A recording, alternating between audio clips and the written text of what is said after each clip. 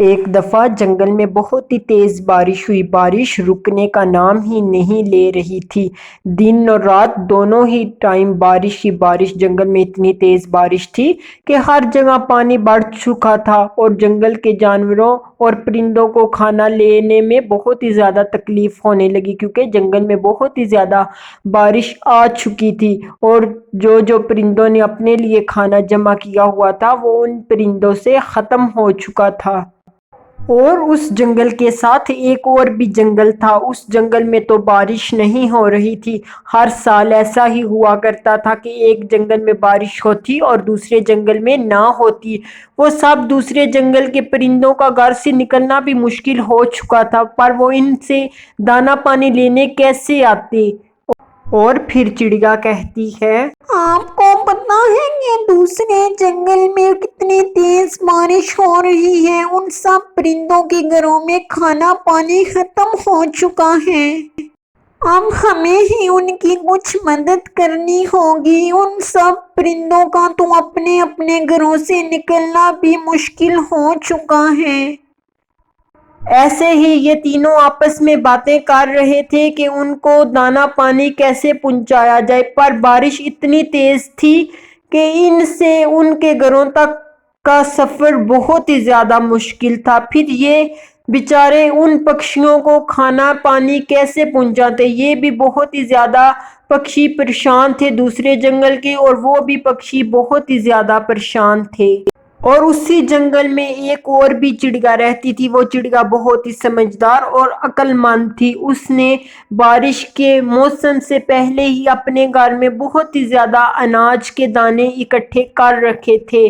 وہ چڑیا بہت ہی زیادہ رحم دل بھی تھی۔ ارے چڑیا بہن، پلیز مجھے کچھ گندم کے دانے دے دو، میرے بچے کل سے بہت ہی زیادہ بھوکے ہیں۔ ایسے کبوتر چڑیا کے پاس کچھ اناج کے دانے لینے آتا ہے اور چڑیا جواب دیتی ہے، ارے کبوتر بھائی، آپ دانے لے جائیں، میں نے آپ سب کے لیے اتنے زیادہ گندم کے دانے اکٹھے کیے ہیں۔ پھر چڑیا اس کبوتر کو کچھ گندم کے دانے دے دیتی ہے اور وہ کبوتر گندم کے دانے لے کر چلا جاتا ہے۔ اور ادھر ہی ایک آلسی کوا اور کوی بھی رہا کرتے تھے۔ وہ اتنے آلسی تھے کہ اپنا کام اپنے ٹائم پر بالکل بھی نہیں کیا کرتے تھے، چاہے بارش نہ ہو بارش ہو تب بھی وہ دونوں بہت ہی آلسی تھے۔ پھر کوی اپنے کوے کو کہتی ہے کہ تم بھی جاؤ اس چڑیا کے پاس۔ ارے جی، تم بھی جاؤ اس منوس چڑیا کے پاس، دیکھو کتنے کتنے اناج کے دانے دے رہی ہیں، ہمیں بھی کچھ دے ہی دے گی۔ ارے اچھا، جاتا ہوں۔ اور ادھر دوسری طرف دوسرے جنگل والے پکشی بہت ہی زیادہ پریشان تھے، پر انہوں نے ایک حل نکال لیا تھا۔ وہ چڑیا کہتی ہے کہ میں دانا لے کر اس جنگل میں جاؤں گی۔ پھر چڑیا ایسا کرتی ہے کہ ایک گندم کی دانوں کا ایک گٹلی لے لیتی ہے ان سب پرندوں کے لیے۔ اس گٹلی میں بہت ہی زیادہ اناج تھا جو ان پرندوں کو 1 سے 2 مہینہ نہیں ہونا ختم نہیں ہوتا تھا۔ وہ چڑیا اس گندم کی پوٹلی کو اٹھا کر دوسرے جنگل جانے لگتی ہے، اور پھر کوا بھی اس چڑیا سے دانے لینے کے لیے اپنے گھر سے چلا جاتا ہے۔ وہ اڑتے اڑتے چڑیا کے گھر پہنچ جاتا ہے اور چڑیا کو کہتا ہے، ارے چڑیا، مجھے کچھ اناج کے دانے دے دو، میرے گھر میں تھوڑا سا بھی اناج نہیں بچا۔ پھر وہ چڑیا کوے کو بھی کچھ اناج دے دیتی ہے اور کوا اناج لے کر چلا جاتا ہے، اور اس چڑیا کے گھر سے بھی اناج ختم ہو چکا تھا۔ پھر چڑیا بھی بہت ہی زیادہ پریشان تھی کہ اب وہ کیا کرے گی، اب سب پرندوں کو کہاں سے اناج دے گی۔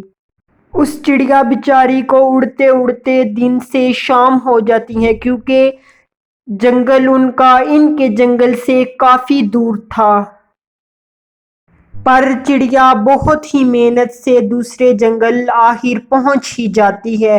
سب پرندے ایک جگہ اکٹھے ہوئے تھے کیونکہ بارش اب تھوڑی کم ہو چکی تھی، اور چڑیا ان سب کو اناج دیتی ہے اور وہ خوشی خوشی چڑیا کا استقبال کرتے ہیں اور وہ اناج چڑیا سے لے لیتے ہیں۔